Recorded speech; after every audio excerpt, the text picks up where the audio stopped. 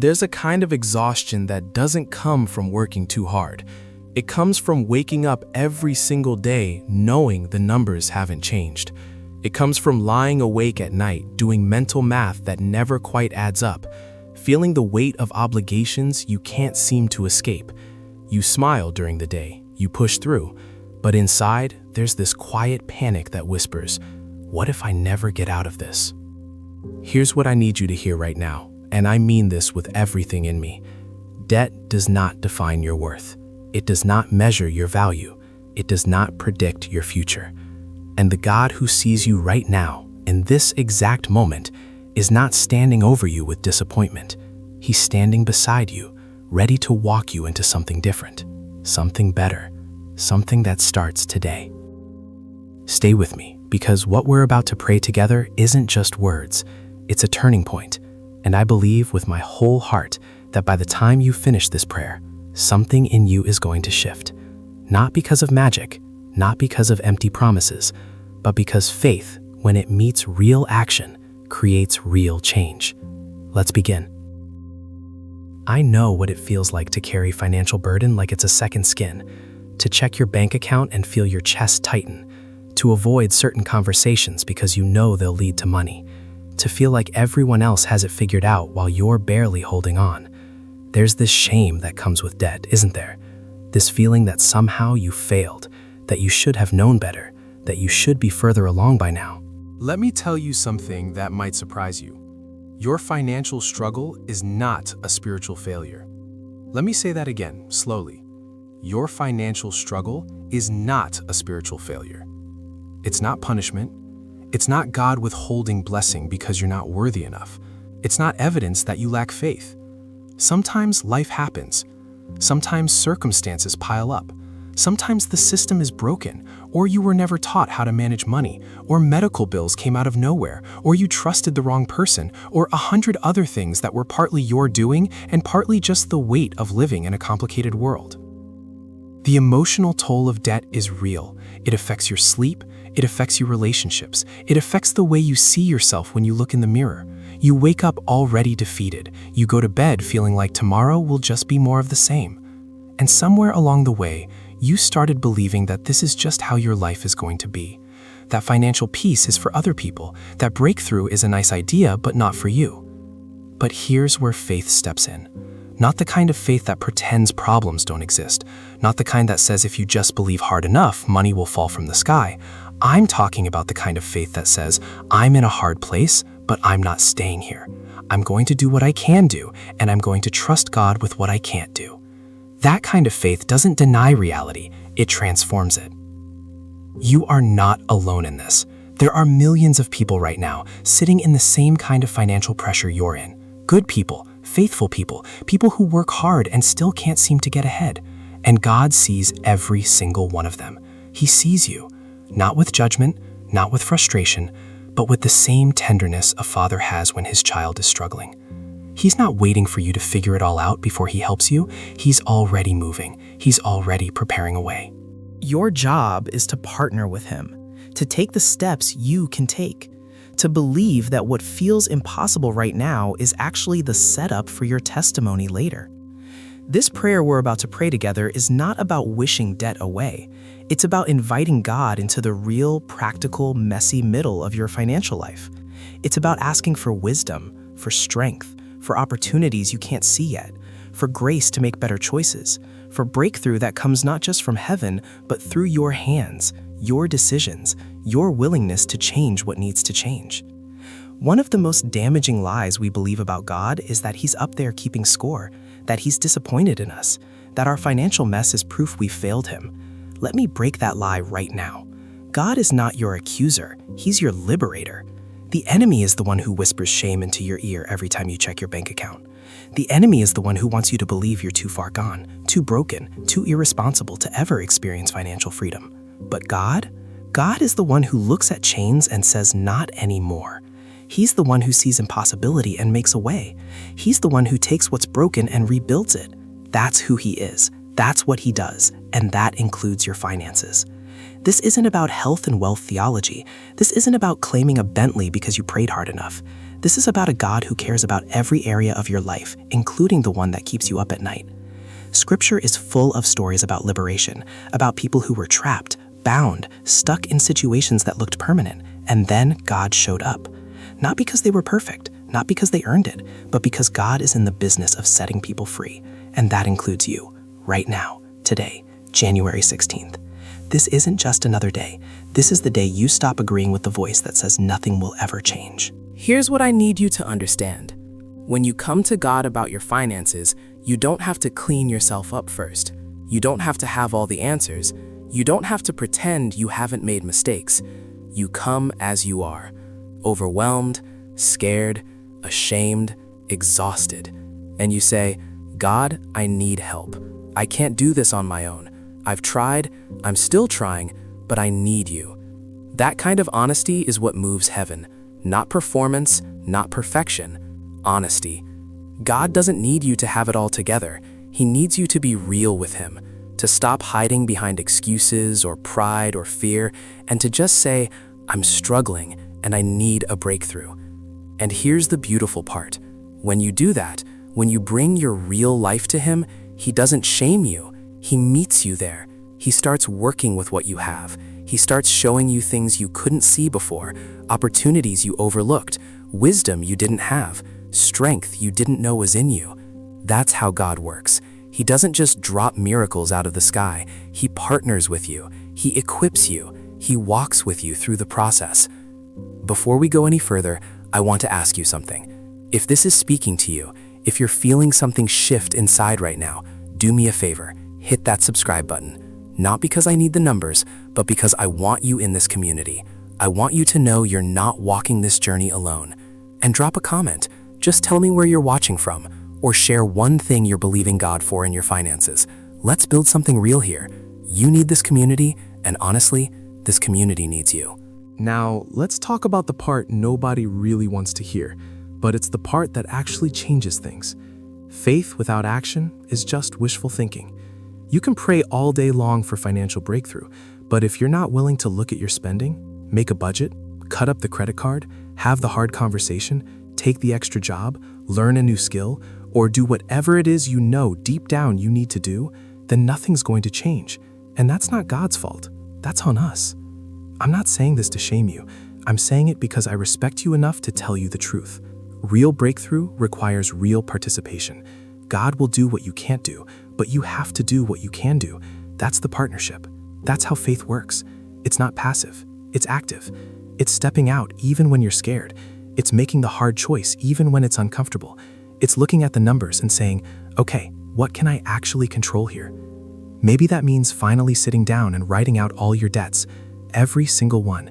And yes, that's going to hurt. Yes, seeing it all in black and white is going to make your stomach turn. But you know what? You can't fight what you won't face. You can't change what you won't acknowledge. So you write it down, you look at it, and then you start making a plan. Even if the plan feels impossible, even if the numbers are overwhelming, you start. Maybe it means having a conversation you've been avoiding, with a spouse, with a creditor, with yourself. Maybe it means admitting that the lifestyle you've been trying to maintain isn't sustainable, that you've been living beyond your means because you didn't want to feel less than, because you were trying to keep up, because you thought having the right stuff would make you feel more secure, and now you realized it did the opposite. Here's what responsibility looks like when it's covered in grace. It's looking at your mistakes without drowning in them. It's saying, I made some bad choices, but I'm not making them anymore. It's understanding that you can't change the past, but you absolutely can change today. Right now, this moment, you can decide differently. You can choose differently. And every small choice you make in the right direction starts building momentum. This is where faith gets practical. You pray for breakthrough, and then you create space for breakthrough to happen. You ask God for wisdom, and then you actually follow the wisdom He gives you. You ask for opportunities, and then you show up ready when they appear.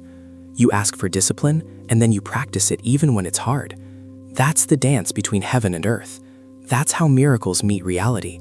I need you to hear this clearly. You are not helpless. You might feel powerless right now, but you're not. You have more control than you think. You can't control the economy. You can't control what happened in the past. You can't control other people's decisions. But you can control your next choice. and your next one after that, and the one after that.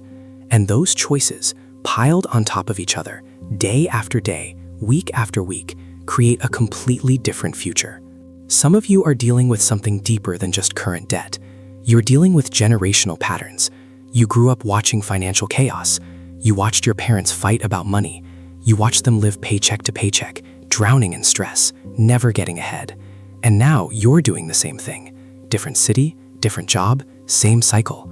You told yourself you'd be different, and somehow you ended up in the same exact trap. That cycle ends today, right here, right now. You are not destined to repeat the past. You are not locked into patterns just because that's all you've ever known. God is a cycle breaker. He's a chain breaker. He specializes in taking what's been passed down for generations and saying, not anymore. This stops here. And he's saying that to you right now about your finances. Breaking a cycle requires more than just wanting things to be different. It requires intentionality. It requires learning what you were never taught. If nobody ever showed you how to budget, learn it now. If you grew up thinking debt was just normal, challenge that belief. If you were taught that money is evil or that wanting financial stability is selfish, reject that lie. Money isn't evil. The love of money is. And there's nothing wrong with wanting to pay your bills on time, have savings, and not live in constant stress. Maybe the cycle you need to break is impulse spending. That thing where you feel bad, so you buy something to feel better, and then you feel worse because now you're more in debt. Or maybe it's the cycle of avoidance. Not opening the bills, not checking the account, just pretending it's not as bad as it is until it gets worse. Or maybe it's the cycle of starting and restarting over and over again. You get motivated, you make a plan, you do good for a week, and then you give up and fall right back into old habits. Whatever your cycle is, name it, out loud if you have to. Say, this is what I do. This is the pattern I'm stuck in. And with God's help, I'm breaking it. Because naming it takes away its power.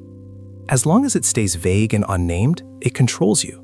But when you call it what it is, you can actually fight it. Here's the truth about breaking cycles. It's not going to be comfortable. Change never is. You're going to have to say no to things you want. You're going to have to make sacrifices. You're going to have moments where you want to quit, where it feels easier to just go back to what you know. But I need you to push through those moments. I need you to remember why you started. I need you to picture the version of yourself a year from now, 5 years from now, 10 years from now, living free. Not just financially free, but emotionally free from the weight of debt.